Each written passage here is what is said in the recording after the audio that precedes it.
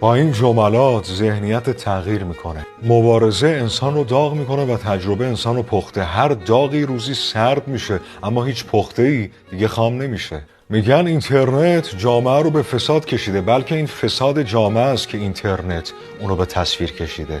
از نمک نشناسی بعضی آقایون که بگذریم، اگه زنها به همدیگه وفادار بودن راه خیانت مردا بسته میشد. واسه یه بوز گرسنه همه علفا شیرینن، واسه علف هرزم فرق نمیکنه خوراک کدوم بز بشه.